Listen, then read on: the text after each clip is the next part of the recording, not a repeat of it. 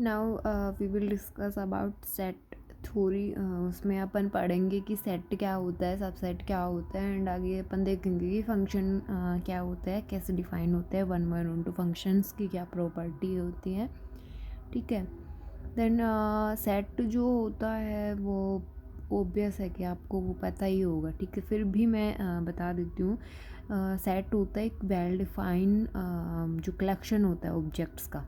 ठीक है, well define होना चाहिए, ऑब्जेक्ट्स होने चाहिए जिसमें एक्सक्लूडिंग और इंक्लूडिंग होना चाहिए। ठीक है, मतलब वो जैसे कि मैं आपको बताती हूँ कि मैंने सेट लिया है कि 5 बेस्ट क्रिकेटर। ठीक है, देन ये सेट वेल डिफाइन नहीं बन पाएगा क्योंकि इसमें आप कुछ और पुट करेंगे, मैं कुछ और अपने बेस्ट क्रिकेटर पुट करूँगी, ऐसे ही अदर कोई होगा वो कुछ और उसमें रखेगा। ठीक है, देन ये वेल डिफाइन कलेक्शन नहीं। अगर मैं इसी जगह पे ये बताती हूँ कि वोवेल्स का कलेक्शन ले लीजिए या फिर कॉन्सोनेंट्स का कलेक्शन ले लीजिए, देन वो एक वेल डिफाइन फंक्शन होता है। ठीक है, सॉरी, वेल डिफाइन कलेक्शन होता है, then it is called a set. ठीक है, तो सेट वेल डिफाइन कलेक्शन होता है ऑब्जेक्ट्स का। ठीक है, उसके बाद अपन देखते हैं कि सबसेट क्या होता है। सबसेट ये होता है कि let A and B are two sets हैं, then we say A is a subset of b if x belongs to A then x belongs to B. यानी कि दो सेट है मेरे पास ए एंड बी। ठीक है, तो ए मेरा बी का सबसेट होगा इफ़ यदि मेरे पास एक्स में सॉरी ए में अगर मेरे पास कोई एलिमेंट है एक्स, देन वो बी में भी होगा। ठीक है, या फिर मैं ऐसे भी कह सकती हूँ इसको मैथमेटिकल वे में कि there does not exist x belongs to a such that x does not belong to B. यानी कि एक्स में ऐसे एलिमेंट जो एक्स में एलिमेंट नहीं है। ठीक है, जो एक्स में एलिमेंट नहीं है, हाँ सॉरी, मतलब ऐसे एलिमेंट नहीं होंगे जो ए में बिलोंग कर रहे हो और बी में बिलोंग ना करे, ऐसे एलिमेंट एग्जिस्ट नहीं करेंगे। ठीक है, कि देयर डज नॉट एग्जिस्ट, ऐसे एक्स ए में नहीं होंगे जो बी में ना हो। जो भी एलिमेंट ए के अंदर जा रहा है वो बी से आ रहा है, बी में है वो। ठीक है, देन ए को अपन क्या कहेंगे, सबसेट ऑफ ए। ठीक है, we use the notation for subset this A subset of B. ठीक है, ये यूज़ किया जाता है सबसेट के लिए, एंड सम ऑब्जर्वेशंस रही है, ये देख लीजिए। इफ़ यदि ए बराबर बी आ रहा है, मेरा ए इक्वल टू बी आ रहा है, देन अपन कहेंगे कि एक्स मेरा ए में बिलोंग कर रहा है, देन एक्स मेरा बी में भी बिलोंग करेगा। ठीक है, ए इक्वल टू बी है तो एक्स ए में बिलोंग कर रहा है तो एक्स बी में भी बिलोंग करेगा, and a is a subset of a. A बराबर बी हो गया, एक्स ए में बिलोंग कर रहा है, एक्स ए में भी बिलोंग कर रहा है, ए बराबर बी हुआ ना। देन अपन ने डेफिनेशन क्या देखी थी सबसेट की कि इफ़ यदि एक्स मेरा ए में बिलोंग कर रहा है, देन एक्स जो होगा वो मेरा बी में भी बिलोंग करेगा। देन यहाँ से क्या पता चलता है कि एक्स सॉरी जो ए है वो मेरा किसका, खुद का सबसेट है। यानी कि कोई भी सेट है वो खुद का सबसेट होता ही है। ठीक है, इसके बाद है कि इफ़ यदि मेरा ए सबसेट है बी का एंड बी सबसेट है मेरा ए का, then if and only if a बराबर बी होगा मेरा। ठीक है, यानी कि ए के सारे एलिमेंट बी में हैं एंड बी के सारे एलिमेंट ए में है, तो क्या इम्प्लाइज होगा कि यही ना कि implied by A equal to B. ठीक है, if A subset of B and there exist x belongs to B such that x does not belongs to A, then we say A is a proper subset. ठीक है, हाँ मतलब ये है कि ए मेरा सबसेट है बी का। ठीक है, एंड एक्स जो है बी में ऐसा एलिमेंट है जो कि एक्स में नहीं है। ठीक है, तो मेरा ये जो ए है वो कैसा होगा, प्रॉपर सबसेट होगा। ठीक है, उसके बाद देखिए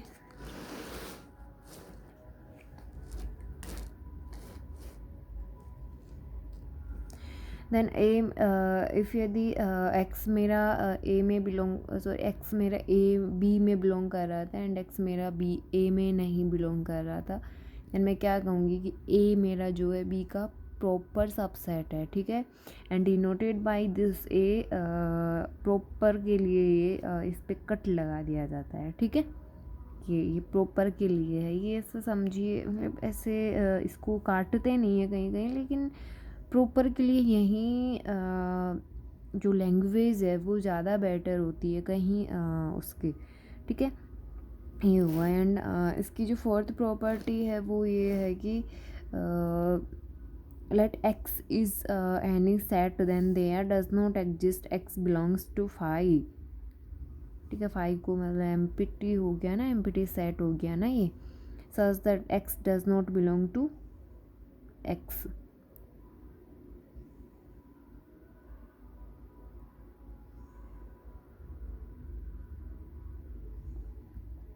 मीन ये है कि मेरा जो फाई होता है ना वो सबसेट होता है, ठीक है। हर किसी सेट का वो सबसेट होता है फाई, यही है यहाँ पे कंक्लूड यही करा गया है कि there does not exist x belongs to phi such that x does not belong to x, कि जो एक्स फाई में हो और एक्स एक्स में ना हो।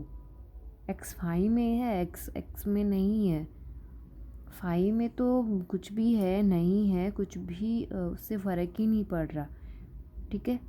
तो ये सबसेट की डेफिनेशन थी ना कि यहाँ पे कोई ऐसा एलिमेंट नहीं होगा, ठीक है। ए में ऐसा कोई एलिमेंट नहीं होगा जो बी में नहीं है। जो ए के एलिमेंट है वो सारे बी के अंदर जा रहे हैं, ठीक है। तो मैंने फाई से एलिमेंट लिया है और वो एक्स में नहीं है, ऐसा हो ही नहीं सकता। फाई के सारे एलिमेंट एक्स में है एंड फाई के सारे जो एलिमेंट नहीं है वो भी एक्स में है, यानी कि फाई में कुछ है ही नहीं। तो इसमें होने और ना होने से कुछ फ़र्क ही नहीं पड़ रहा। तो phi is a subset of x as x is arbitrary, ठीक है। मतलब एक्स मैंने आर्बिट्रेरी लिया और मैंने इसमें प्रूफ बताया है कि ये जो फाई है वो इसका सबसेट है एंड इसी तरह से ये हर सेट का सबसेट बनेगा, ठीक है। Empty set is the subset of every set.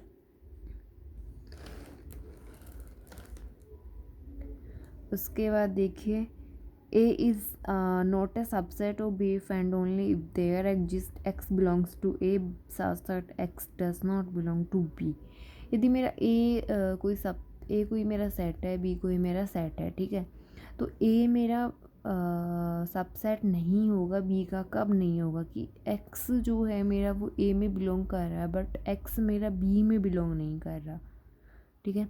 यानी कि x जो A में है वो ऐसा एलिमेंट है जो B में नहीं है, बट सबसेट की डेफिनेशन तो ये कहती है अपने को कि जो A में होगा, जो भी B का सबसेट है, B के सबसेट में जो भी एलिमेंट होंगे वो सारे एलिमेंट होंगे वो A में जाएंगे, ठीक है।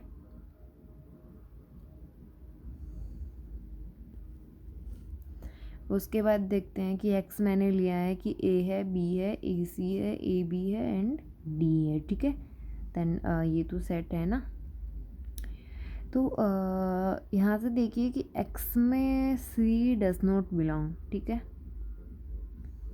ए बी एक्स के अंदर बिलोंग करता है एंड ए बी जो होता है वो मेरे एक्स का सबसेट भी है। ऐसे ए सी जो एलिमेंट है वो किस में बिलोंग कर रहा है, एक्स में है, बट ए सी जो है सबसेट नहीं है एक्स का। क्यों? क्योंकि सी इसमें बिलोंग नहीं करता एक्स में। ये मेरे पास कोई भी सेट है, इसके सबसेट अगर मैं दिखना चाहूँ या फिर इसके एलिमेंट बताना चाहूँ तो एक्स के एलिमेंट कौन कौन से हैं, ए है, बी है, ए सी है, ए बी है। ये एक एलिमेंट है, ठीक है। ये एक एलिमेंट है एंड डी है। अब इसका सबसेट लिखना चाहूँगी तो मैं इसके सेट जो होंगे, ठीक है, उनका कोई कलेक्शन बनाऊंगी ना, वो मेरा सबसेट बनेगा। देन यहाँ से अगर मैंने देखा तो ए और बी इसका सबसेट बना सकती हूँ ना मैं। यहाँ पे ऐसा कोई सबसेट बन सकता है क्या, ए ओ सी वाला सबसेट बन सकता है क्या? नहीं, क्योंकि इसमें सी बिलोंग ही नहीं करता।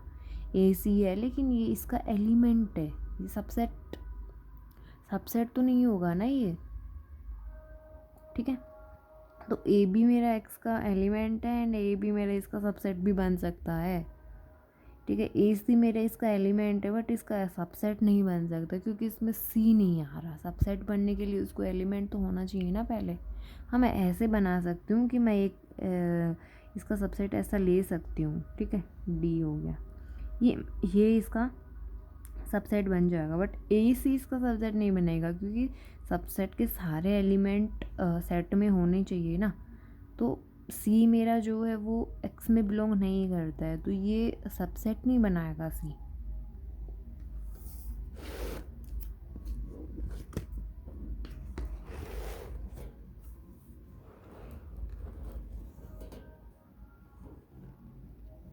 देखिए वाई अगर मेरे पास कोई भी सेट है उसमें फाई है एंड अदर एलिमेंट है इमोजी के रूप में, ठीक है। देन फाई मेरा जो होगा वो वाई का एलिमेंट भी होगा और इसका सबसेट भी होगा। तो फाई जो होगा वो एलिमेंट होने के साथ साथ उसका सबसेट भी है। तो ये पॉसिबल है कि कोई एलिमेंट है अगर उसमें वो एलिमेंट भी होगा सेट का एंड वो सबसेट भी होगा सेट का, ठीक है। ये पॉसिबल है कि एलिमेंट जो है वो सबसेट हो सेट का, इट इज़ पॉसिबल, ठीक है। देखिए उसके बाद आता है पावर सेट। क्या होता है पावर सेट? होता है कि let x be a set then the power set of x is defined as P x. इसे डिनोट किया जाता है the power set of x हो जाएगा।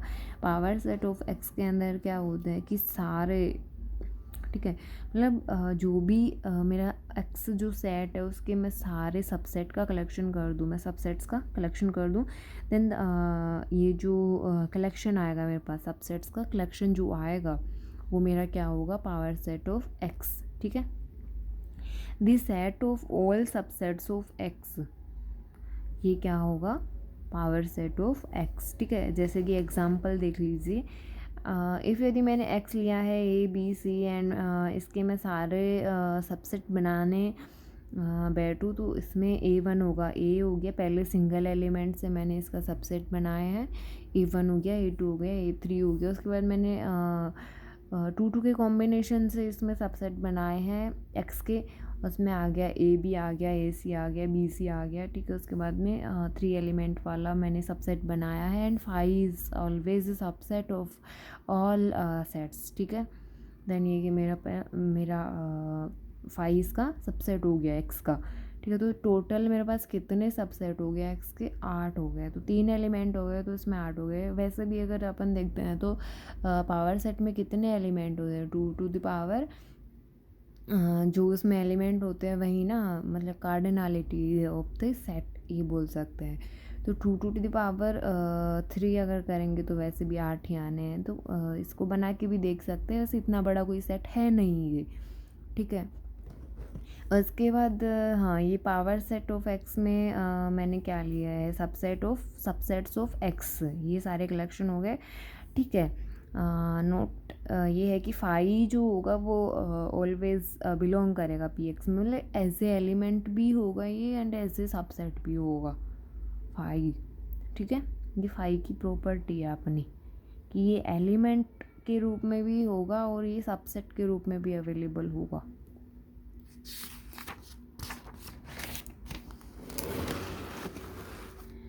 उसके बाद देखते हैं कि हाँ, जो पावर सेट होता है ना वो कभी भी एम्प्टी नहीं होता क्योंकि उसमें पाई तो अवेलेबल होगा ही, फाई तो उसमें अवेलेबल होगा ही। तो जो पावर सेट होगा वो कभी एम्प्टी नहीं होगा फॉर एनी सेट एक्स के लिए whatever we choose.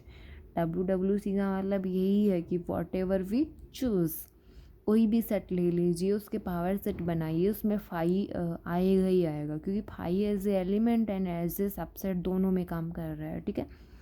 Okay, उसके बाद देखते हैं ऑर्डर्ड पेयर क्या होता है। Let A and B are 2 sets हो गए such that A belong to A, B belong to B. Then define an object as alpha, ठीक है। ये इमोजी वाली भाषा है जो कि आज की इरा में बहुत समझ आती है। और वहीं बनाया कि देखिए दो कोई भी इंसान है, ठीक है, और उनकी आंखें हैं। एक जो है अल्फ़ा है उसकी आंखें हैं ए और बी, ठीक है, और ये स्माइल मार रहा है। और ये बी है, सॉरी बीटा जो आदमी है उसके एक्स और वाई।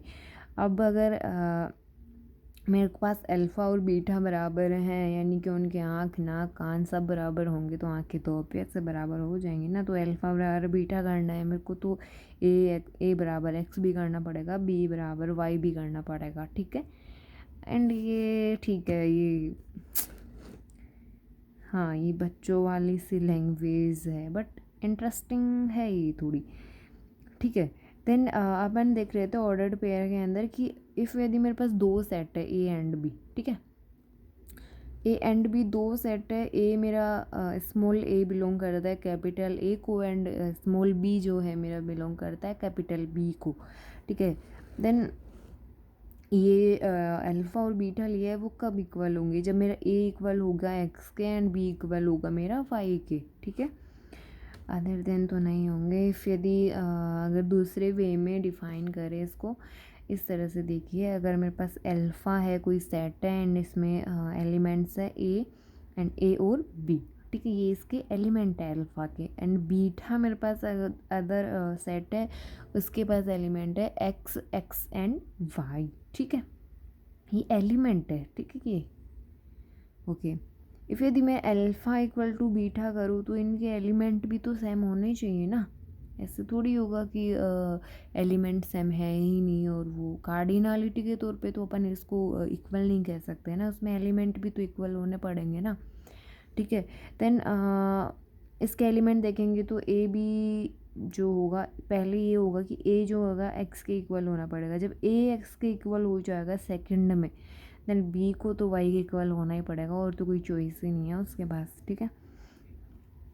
देन ए और बी इक्वल है मेरा, ऐसे देख लीजिए, ये जो है एक थोड़ी स्टैंडर्ड लैंग्वेज या ऑफिशियल लैंग्वेज के अंदर इसको अपन बताना चाहे तो ऐसे देख लीजिए, ए बी है मेरा ऑर्डर्ड पेयर के अंदर एंड एक्स वाई है, देन ये इक्वल कब होंगे, जब ए बराबर एक्स होगा एंड बी बराबर वाई होगा, ठीक है, इफ एंड ओनली इफ।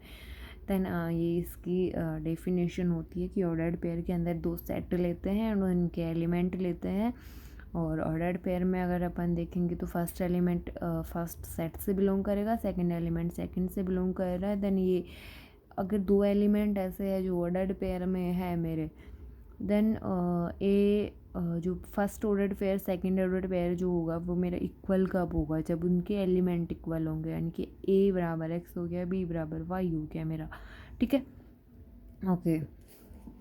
आप देखते हैं कार्टेशियन प्रोडक्ट क्या होता है।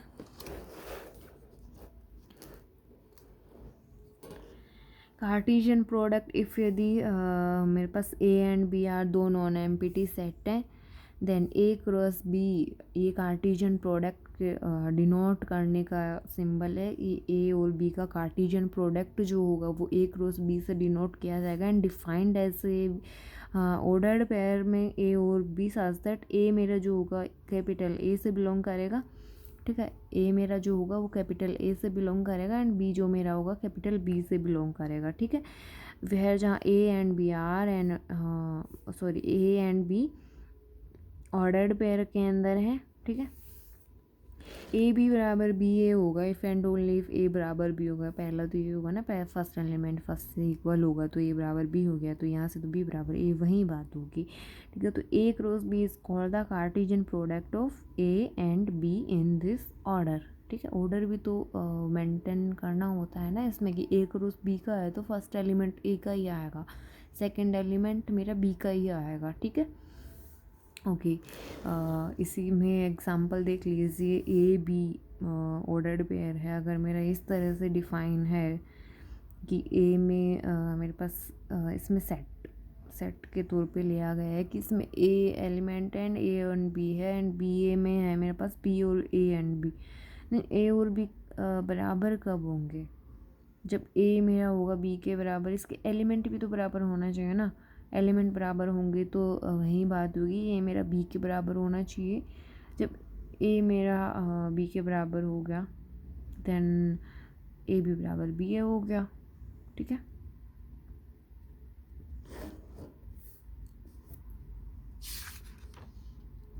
हाँ ये मत पढ़िएगा, आपकी कम की लाइन है नहीं, ये अलजेब्रा का कुछ है, ठीक है। नॉट ए क्रॉस बी मेरा फाई आ रहा है ना, इसका मतलब होगा कि if and only if a cross b phi आ रहा है, if and only if a equal to phi हो और बी इक्वल टू फाई हो, ठीक है। अदरवाइज ये कभी भी फाई नहीं आएगा। फाई इसको कार्टेशियन प्रोडक्ट अगर फाई मेरा है देन किसी कोई सेट होगा उनमें से एक जो कि फाई रहा होगा, एम्प्टी रहा होगा। वैसे फाई बोलना ना इतना ठीक नहीं है। ये तो अपन ने कंफर्ट जोन में आके ये फाई चूज कर लिया गया है, वरना शायद कहीं लिखा नहीं गया है कि ये फाई है। Empty set is best language for this, but ठीक है वो हैबिट में है।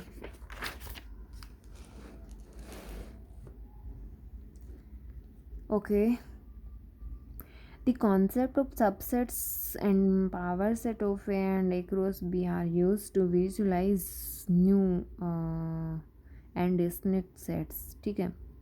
ओके, मतलब यही है ना कि अपन जैसे क्या सेट अगर अपन बनाते हैं कहीं भी, या फिर सबसेट अपन बनाते हैं, पावर सेट बनाते हैं, तो वही यूज करते रहते हैं ना कि नेचुरल नंबर के सेट ले लिए, उसके सबसेट ले लिए, उन्हीं को यूज़ करते रहते हैं, कार्टेशियन प्रोडक्ट वाले यूज़ करते रहते हैं, ठीक है।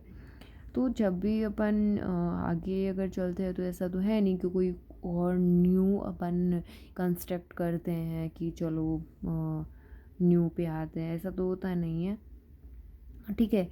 तो यही जो अपन ने पीछे देखा है सेट, उनके subset, power set, Cartesian product, order pair में, ठीक है। तो यही सब आगे कैरी होता रहता है, तो यही चलेगा। जस्ट अपन देखते हैं कॉन्सेप्ट ऑफ फंक्शंस क्या होता है, काफ़ी इम्पोर्टेंट है, ठीक है। Let A and B are two sets हो गए, then a rule by which every element of A is assigned to a unique element of B defines a function from A to B. यानी कि ए और B मेरे पास कोई भी दो set हैं, ठीक है, दो सेट्स, देन एक रूल के द्वारा अपन हर ए के हर एलिमेंट की इमेज असाइन करते हैं और वो क्या होती है, यूनिक होती है, ठीक है। ए का हर एलिमेंट मेरा मैप करेगा बी के यूनिक एलिमेंट पे। ऐसा नहीं हो सकता मैं ए के एलिमेंट को दो जगह पे मैप करवा दूँ, ठीक है। देखिए ऐसे अगर मैं कह सकती हूँ कि अगर मेरे को फंक्शन डिफाइन करना है कि माना कि ये मेरे पास ए सेट है, ये मेरे पास बी सेट है, ठीक है। इसको अगर मैं इधर से इधर फंक्शन अगर मैं डिफ़ाइन कर रही हूँ एंड ये मैंने लिया है, इसके सेट के ऑब्जेक्ट्स मैंने लिए हैं, देन ये फंक्शन मैं डिफ़ाइन करूँगी तो मैं ए से मैं एलिमेंट उठाऊँगी और उसकी यूनिक इमेज असाइन करूँगी एक रूल के बाय रूल कि वो बी पे मैप हो, तो वो एक यूनिक इमेज मिले उसको बी से, ठीक है। देन दिस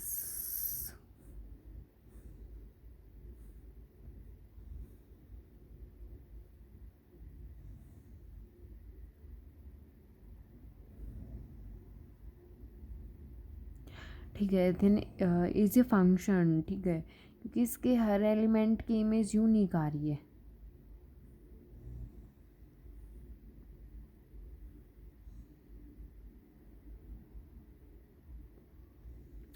ये फंक्शन है, ठीक है।